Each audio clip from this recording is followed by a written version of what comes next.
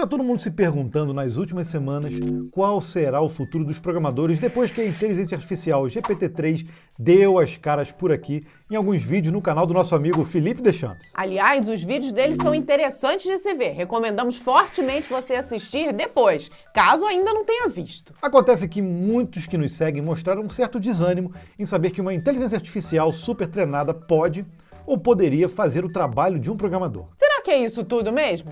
Vamos fazer aqui várias análises agora para você ter uma base e construir sua própria opinião. Para quem é relativamente novo na área de desenvolvimento, pode ser que tenha ficado inseguro sobre o que está por vir. Então, o nosso primeiro conselho é: se ajeita aí nessa cadeira e olha a coluna. Dê uma pausa no vídeo, vai lá pegar um cafezinho, volta e se prepare para o que vamos te mostrar. E o meio é que você compartilhe esse vídeo para aquela pessoa que está insegura se continua ou não na área de desenvolvimento. Um robô consegue compor uma sinfonia? Um robô consegue pintar uma bela obra-prima? Você consegue? Se você ainda não viu a GPT-3 em ação, então presta atenção nisso aqui. Nessa aqui, a inteligência artificial foi implementada com um plugin dentro de um software de design chamado Figma. Eu quero um app com uma barra de navegação, com ícones de câmera, título de foto e um ícone de mensagem. Coloca aí também um feed de fotos, onde cada foto tem um ícone de usuário, uma foto, um ícone de coração e um ícone de chat. 1, 2, 3, foi!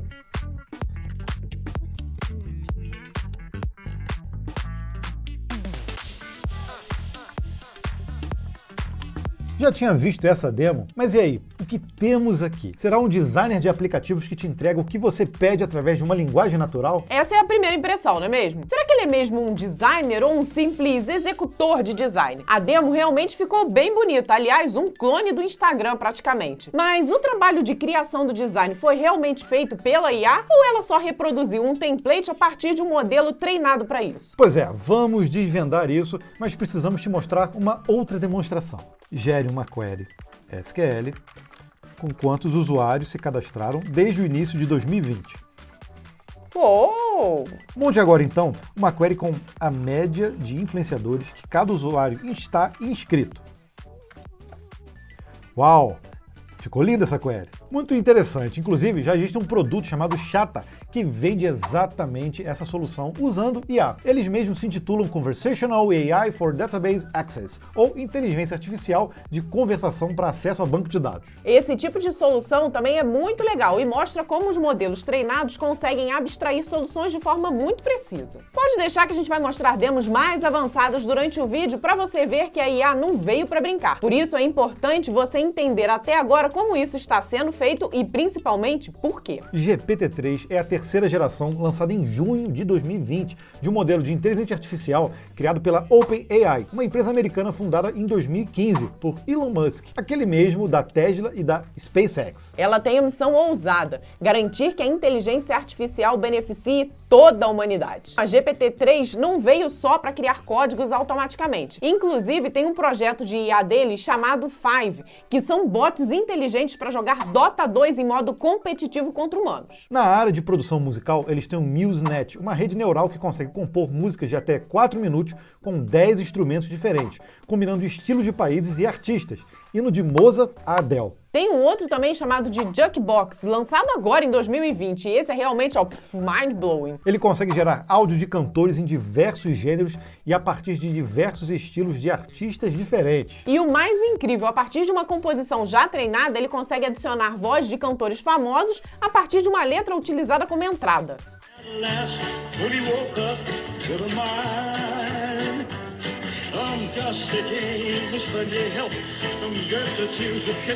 É o famoso deepfake. Esse código está disponível no GitHub em Python.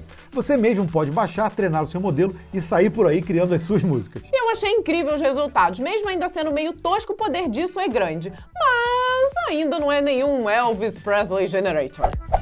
Voltando a GPT-3, será que ela está ameaçando realmente os desenvolvedores? Vamos entender algumas coisinhas. GPT-3 é a terceira geração de um modelo de IA pré-treinado para uso geral. Ela usa machine learning para traduzir textos, responder questões e também escrever texto de forma preditiva. Ela analisa a sequência de palavras contidas no texto e elabora uma saída totalmente original na forma de artigos, imagens e, no nosso caso, em código-fonte. Então ela não foi criada especificamente para gerar algoritmos preditivos, mas ela faz. São muitos terabytes de dados para gerar padrões em como os humanos se comunicam. Lembre-se disso, a IA processa um montante gigante de dados em sentenças em inglês usando modelos poderosos de redes neurais para identificar esses padrões e determinar a saída. Para isso, ela foi alimentada com todo o conteúdo público disponível na internet. É isso mesmo que você ouviu. Ela consegue processar incríveis 175 bilhões de parâmetros para conseguir performar essas tarefas incríveis que ela vem fazendo. Só para efeitos de comparação, a Microsoft tem sua própria Model Language, que agora é a segunda maior. Ela se chama Turing NLG e consegue processar somente 17 bilhões de parâmetros. Diferentemente da versão anterior, a GPT-2, ela agora possui alguns tipos de filtros. Isso porque a versão anterior se mostrou incapaz de gerar textos não controversos, tipo fake news mesmo. Pois é, pessoal, ela é treinada justamente por todo o conteúdo disponível na internet. Nada mais natural que saia dela muitas abobrinhas também. Então, antes da gente destruir a reputação da GPT-3, a gente precisa reafirmar suas qualidades. Ela responde perguntas corretamente na grande parte das vezes.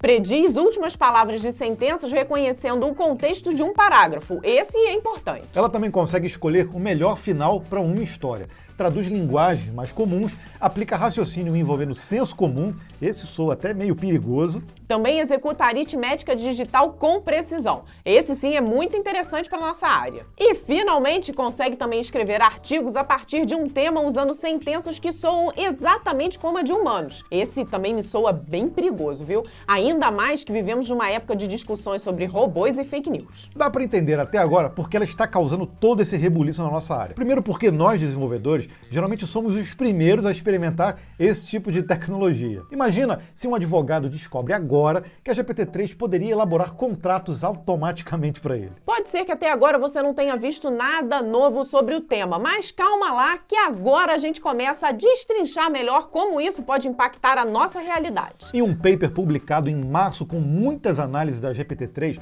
conseguimos extrair informações preciosas sobre seu funcionamento, custos e também suas limitações. É um documento complexo e bem elucidador. Vamos deixar o link aqui na descrição para você que quiser se aprofundar mais. Foram centenas de testes realizados e algumas limitações foram detectadas, assim como todo o sistema de Deep Learning. As decisões do GPT-3 não são facilmente interpretáveis. Por mais filtros que a GPT-3 tenha ganho em relação à versão anterior, muitos dos testes não estão bem calibrados e podem levar o modelo a gerar conteúdo estereotipado, principalmente sobre a perspectiva social. Estamos falando aqui de conteúdos sobre religião, raça e também gênero. É possível identificar nesses testes traços de conteúdo gerados com viés preconceituoso. Eu, particularmente, acredito que esse é o tipo de coisa que nem petabytes de dados para treinar um modelo de inteligência artificial vai conseguir remover completamente. No caso do desenvolvimento de software, poderíamos aplicar esse mesmo tipo de limitação de comportamento na geração de códigos do ponto de vista ético e moral. O que podemos dizer num primeiro momento é que esse tipo de inteligência artificial pode servir para um grande boilerplate de código-fonte, mas sem profundidade suficiente. Dá só uma espiada nisso. Esse carinha aqui é um aplicativo que eu criei em 2005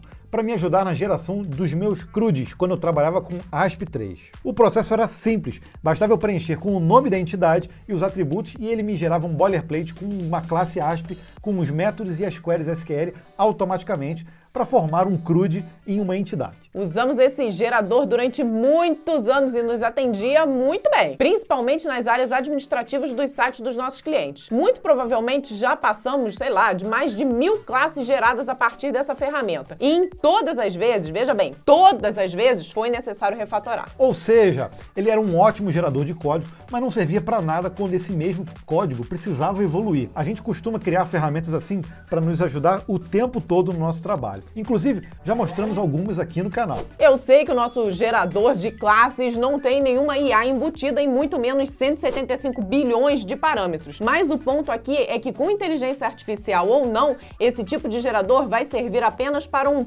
ponto de partida. O desenvolvimento de software está longe de ser somente um ponto de partida. Quem tem menos experiência tende a acreditar que alguém sem conhecimento técnico irá simplesmente pedir perfeitamente o que a GPT-3 precisa fazer e ela já dá a solução pronta para controla todas as regras e nuances, prevendo todo tipo de interação com o usuário. Isso não vai acontecer nem hoje e nem no futuro próximo. Pode acreditar. Olha só essa imagem com um teste feito por Kevin Lacker, que demonstrou como a GPT-3 é simplesmente incapaz de reproduzir coisas mais elaboradas depois de algumas solicitações. Veja com atenção. Nesse caso, o objetivo era construir uma tela para celular. Depois de algumas respostas certas, ela simplesmente tem uma amnésia dos primeiros pedidos e não consegue completar com o objetivo inicial. E isso acontece pois a GPT-3 não tem capacidade de raciocínio abstrato. A inteligência artificial, na verdade, não é inteligente, sabia? Ela é capaz de identificar padrões linguísticos e mostrar o resultado mais provável, mas é totalmente incapaz de saber o real significado daquilo e o contexto do real significado de cada palavra. Lacker provou que em algumas áreas a GPT-3 é extremamente precisa e em outras é totalmente subhumana e sem nenhum tipo de senso comum. Quer outra prova? Olha só essa conversa muito inteligente com a GPT-3. Ele pergunta quantos olhos tem uma girafa e a IA responde 2 olhos. Na segunda pergunta, quantos olhos tem o pé dele, que responde 2 olhos. Na terceira, quantos olhos tem uma aranha? A resposta é 8. Na quarta, quantos olhos tem o Sol? E a resposta foi 1. E para finalizar, quantos olhos tem uma folha de grama, que responde 1 olho. Ou seja, os resultados para coisas simples ainda são desastrosas para perguntas que nenhum ser humano teoricamente faria. Se quiser dar uma verificada nesses testes do Lacker, tem um link aqui na descrição. Aliás, ele fez uma outra pergunta bem interessante. Quantos arco-íris são necessários para pular do Havaí para 17? A resposta foi maravilhosa. São necessários 2 arco-íris. Quem poderia aceitar esse tipo de saída para uma construção de um software? Quer mais um exemplo de programação? Então, olha isso aqui. Na primeira pergunta, ele quer que escreva em uma linha de código em Ruby como reverter um array. E ó, certinho. Na segunda, ele pediu para que conte quantas vezes o x é encontrado num array. Certinho. Agora ele passou um array de exemplo com alguns números e pediu para ele reverter. Erradaço. Errado. E por último, para completar a tragédia, ele repetiu o array anterior, perguntando quanto x tem dentro do array. E o resultado foi 2. Horrível.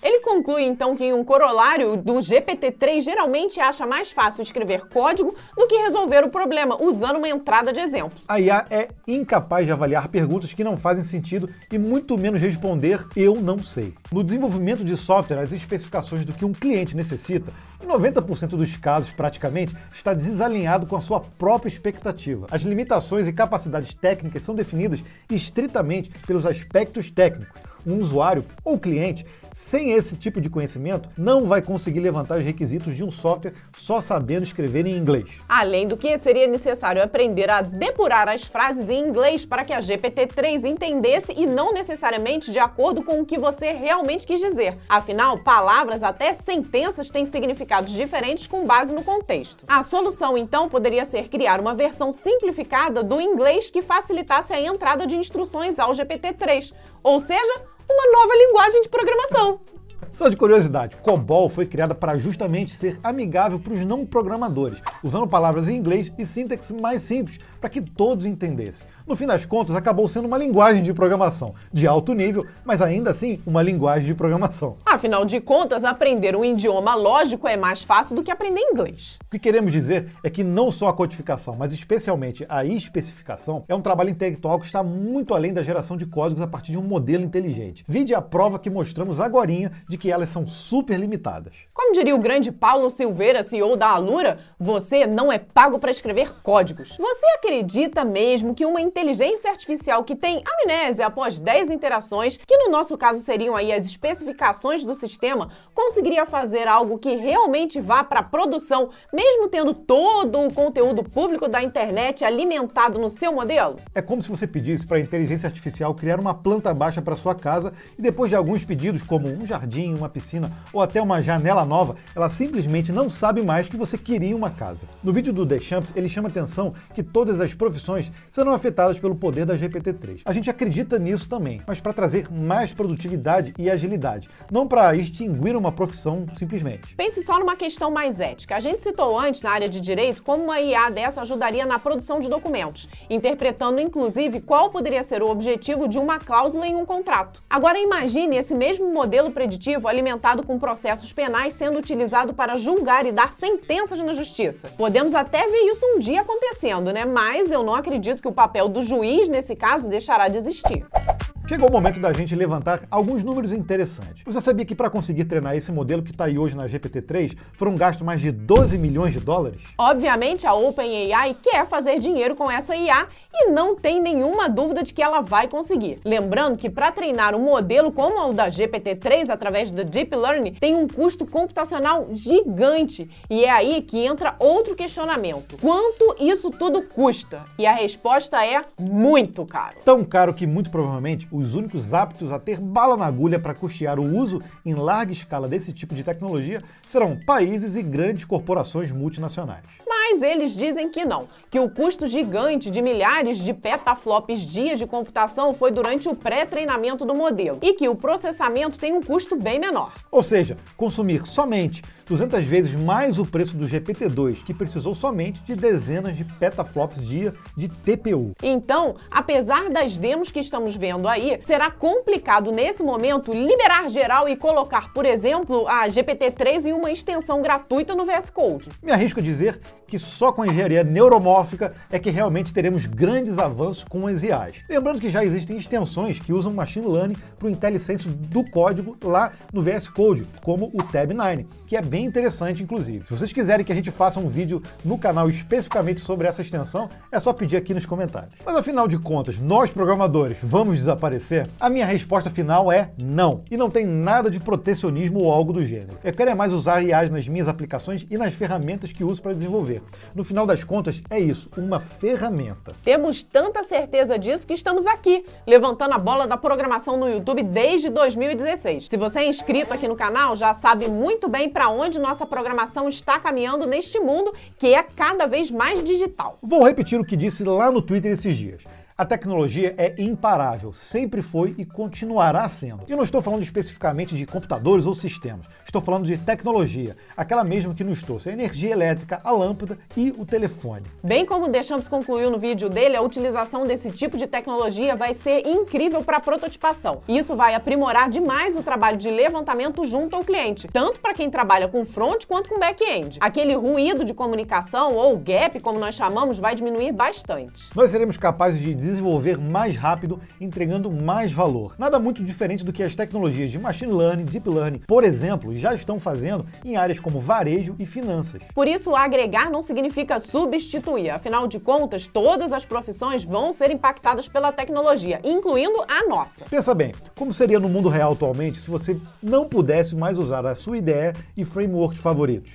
Eles não te tornam mais produtivos? Imagina agora que você só pode codificar tudo a partir da sua cabeça, usando aí um bloco de notas e nada de Stack Overflow ou livro, por exemplo, tá? Me diz, com sinceridade, como você iria performar no seu trabalho? Há algumas décadas, desenvolver era um trabalho bem mais complicado. Era preciso reinventar a roda sempre. Quem programou na década de 80 e até 90 sabe muito bem que os projetos duravam anos e muitas vezes eram cancelados por conta do tempo. Então, se você estava preocupado se a área de desenvolvimento está em risco, pode ficar tranquilo.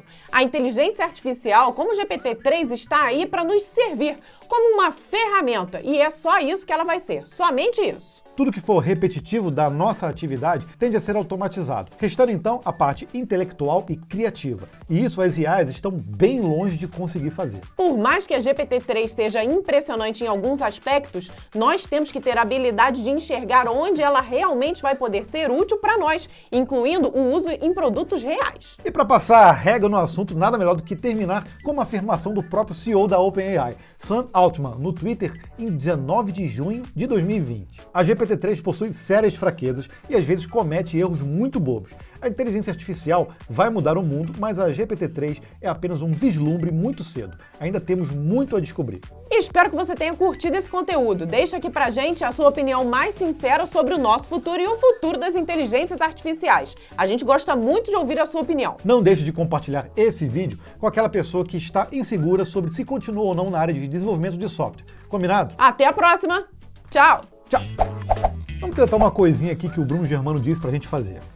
Registrar um formulário de login com e-mail e senha que suporte LGPD.